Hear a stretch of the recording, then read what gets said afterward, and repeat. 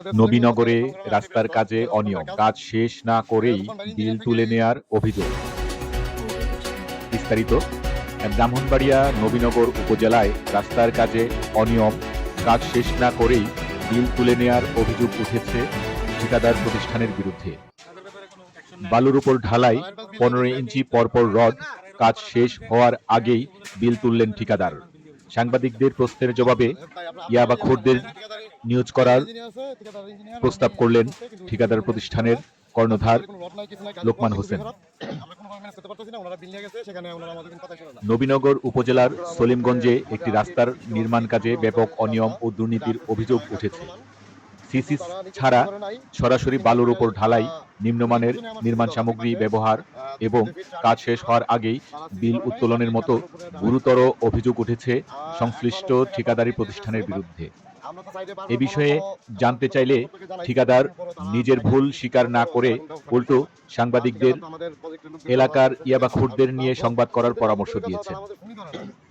জানা যায়, সলিমগঞ্জের এই রাস্তার কাজটি যৌথভাবে বাস্তবায়ন করেছে সেলিম এন্ড ব্রাদার্স এবং লোকমান হোসেন জেবি নামের ঠিকাদারি প্রতিষ্ঠান। সরেজমিনে ও স্থানীয়দের অভিযোগে জানা যায়, রাস্তার কাজে চরম গাফিলতি ও হরিলোড চলছে। দরপত্রের নিয়ম অনুযায়ী ঢালাইয়ের সময় 6 ইঞ্চি পরপর রড বসানোর কথা থাকলেও সেখানে রড দেয়া হচ্ছে 15 ইঞ্চি পরপর। শুধু তাই নয়, নিয়ম নীতির তোয়াক্কা না করে সিসি ঢালাই ছাড়াই সরাসরি বালুর ওপর মূল ঢালাই করা হচ্ছে। পাশাপাশি কাজে অত্যন্ত নিম্নমানের সিমেন্ট, পাথর ও ইটের খোয়া ব্যবহার করা হচ্ছে।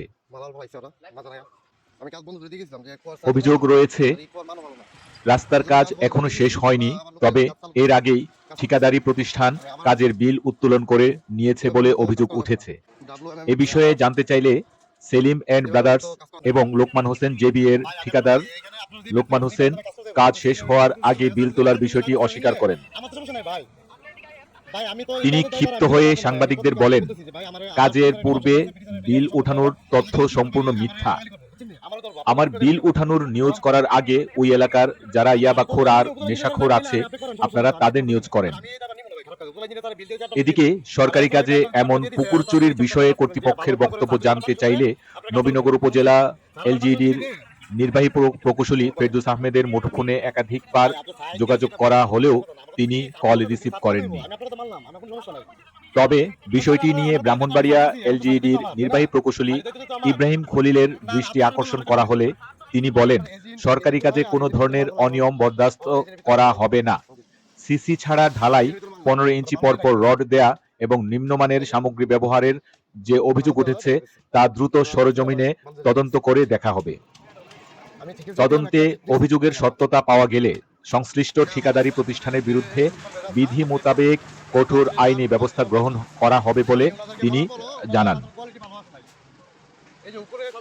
স্থানীয় জনপ্রতিনিধি ও এলাকাবাসী অবিলম্বে এ অনিয়মের সুষ্ঠু তদন্ত করে পুনরায় শিডিউল মোতাবেক রাস্তার কাজ সঠিকভাবে সম্পন্ন করার দাবি জানিয়েছে। সংবাদ আমার ব্রাহ্মণবাড়িয়া।